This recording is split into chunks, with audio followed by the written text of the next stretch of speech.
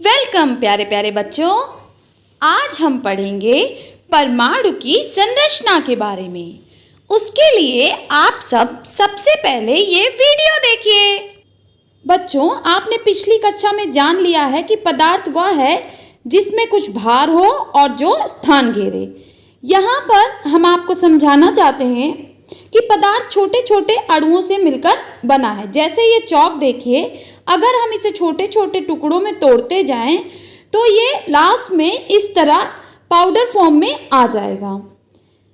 क्या हम इसे और छोटे टुकड़ों में तोड़ सकते हैं? हाँ, तोड़ सकते हैं, लेकिन हम उसे अपनी आंखों से नहीं देख सकते हैं।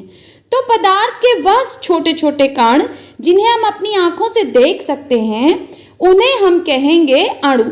जैसे आप देखिए, चौक के सबसे छोटे ये जो कण हैं एकदम महीन महीन, देखिए मैं आपको लेंस से दिखा देती हूँ। ये देखिए, आपको दिखाई दे रहे हैं? ये देखिए, ये छोटे छोटे कण, ये हैं अणु। इनकी कल्पना अगर हम अणु से करें तो इनसे भी वे छोटे कण जिन्हें हम इन्हें तोड़ तो सकते हैं लेकिन अपनी आंखों से नहीं देख सकते, केवल सूक्ष्मदर्शी से देख सकते हैं, उन्हें हम कहेंगे परमाणु।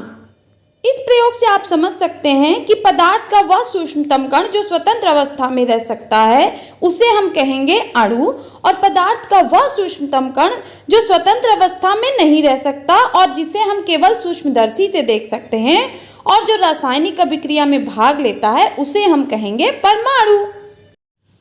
परमाणु का अर्थ होता है परम अणु, यानी सबसे छोटा।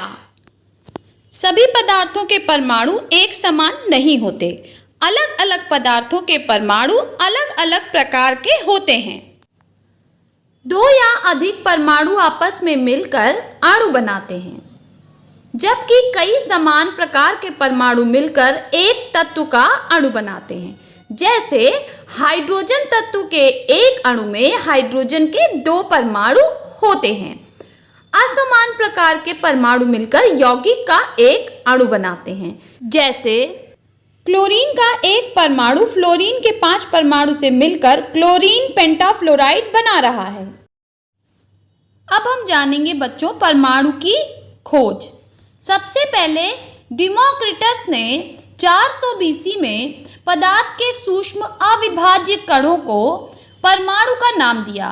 परमाणु को अंग्रेजी में एटम कहते हैं, जो ग्रीक भाषा के एटमा शब्द से बना है। एटमा शब्द डिमोक्रिटस ने ही दिया था। उसके बाद 1808 में डाल्टन ने परमाणु की खोज की थी। इन्होंने जो बातें बताई उसे डाल्टन का परमाणु सिद्धांत कहते हैं। इनके अनुसार पदार्थ या तत्व अनेक सूक्ष्म कणों से बना है जिन्हें परमाणु कहते हैं।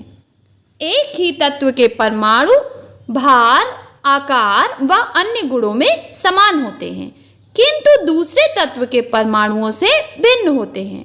परमाणु को न तो नष्ट किया जा सकता है और न ही बनाया जा सकता है। परमाणु अविभाज्य है। इनकी अंतिम दोनों बातें आगे चलकर गलत सिद्ध हो गई। अब बताइए कैसे गलत सिद्ध हो गई? नहीं पता? कोई बात नहीं, इसे जानने के लिए हमें एक लंबी कहानी सुननी होगी।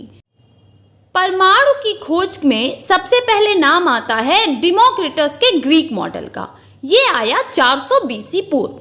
इसके बाद आया डाल्टन का परमाणु सिद्धांत 1808 ईस्वी में। हमने ये दोनों के बारे में जान लिया है।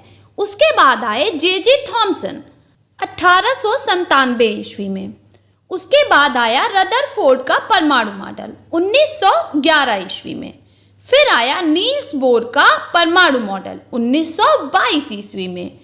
और आया फिर इरविन श्रोडिंगर का आधुनिक क्वांटम क्लाउड मॉडल 1930 ईस्वी में। अब हमें जानना है जे थॉमसन के मॉडल के बारे में। इनके मॉडल को हम प्लम पुडिंग मॉडल भी कहते हैं। इन्होंने बताया कि परमाणु एक ठोस गोला है जिसका व्यास 10⁻⁻10 है, जो प्रोटॉनों के कारण धनावेशित होता है, जिसमें ऋणावेशित इलेक्ट्रॉन धसे होते हैं। जैसे कि एक केक में किशमिश के दाने धसे होते हैं, इसीलिए इनके मॉडल को प्लम पुडिंग मॉडल कहा जाता है, परंतु इनके मॉडल को पुष्टि नहीं मिली। अब आता है सबसे इम्पोर्टेंट मॉडल, रदरफोर्ड का परमाणु मॉडल।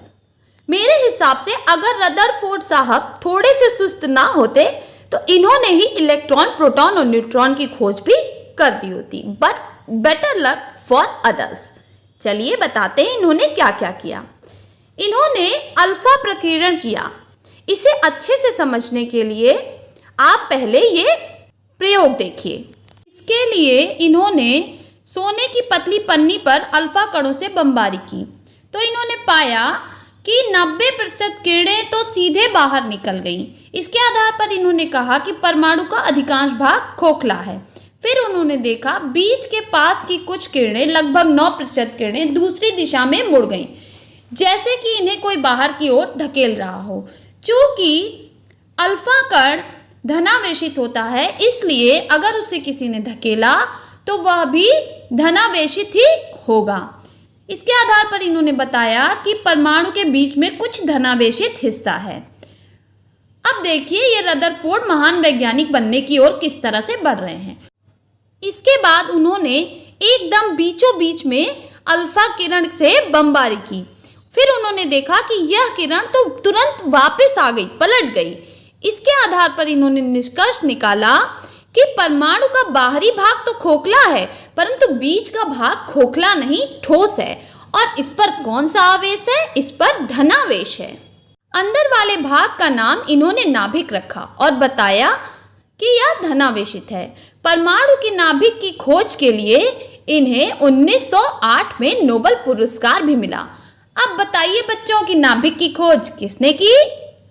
रदरफोर्ड ने। वेरी गुड, तो बजाओ ताली। मेरे हिसाब से अगर इन्होंने थोड़ी सी मेहनत और की होती तो इलेक्ट्रॉन, प्रोटॉन, न्यूट्रॉन को भी इन्होंने ही खोज दिया होता।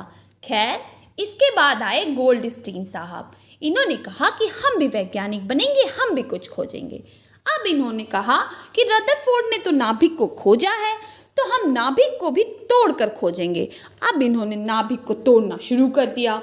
उसके बाद इन्हें नाभिक के अंदर एक चीज़ मिली, जिसे ले जाकर इन्होंने रदरफोर्ड को दिखाया और पूछा कि बताइए बताइए क्या है ये।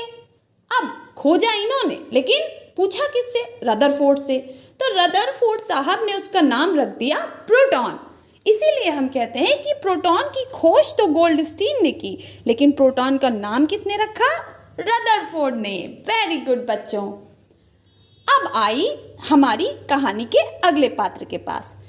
ये है चैडविक। चैडविक ने गोल्डस्टीन के तोड़े फोड़े हुए नाभिक को फिर से खोजना शुरू किया और देखा कि उस कबाड़े में कुछ मिलता है क्या।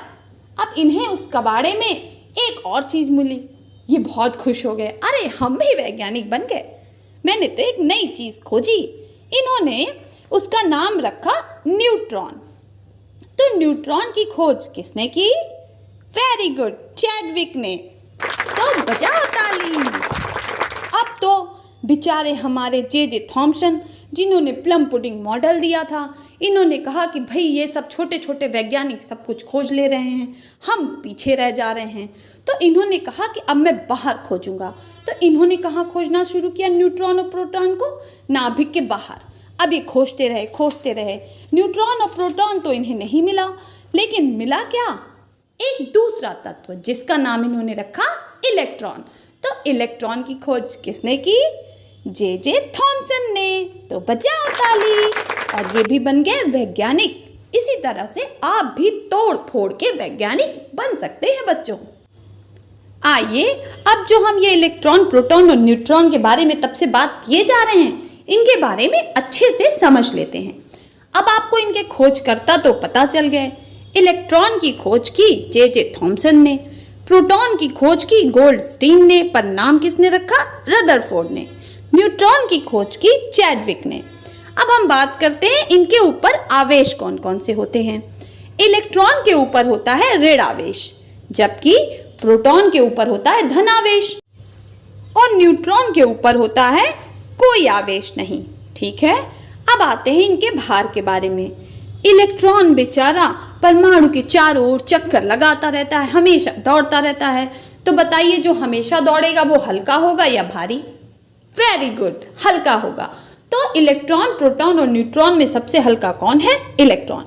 इसका भार हाइड्रोजन परमाणु के द्रव्यमान के 1/1837वां भाग के बराबर होता है। मतलब एक परमाणु को 1837 से भाग दोगे तो जो हिस्सा बचेगा वही इलेक्ट्रॉन का द्रव्यमान होगा। प्रोटॉन और न्यूट्रॉन हाइड्रोजन के परमाणु के द्रव्यमान के लगभग बराबर होते हैं। अब देखो ये दोनों जो हैं वो नाभिक में आराम से बैठे रहते हैं, तो जाहिर सी बात है कि ये दोनों लगभग बराबर ही भारी होंगे। तो इन दोनों का द्रव्यमान हाइड्रोजन के परमाणु के लगभग बराबर होता है। ठीक है बच्चों, इसके आगे का भाग हम अगले वीडियो में कवर करेंगे, जिसमें हम परमाणु की संरचना को डिटेल में पढ़ेंगे और बाकी बचे मॉडल्स को भी अच्छे से डिस्कस करेंगे। बाय बाय बच्चों।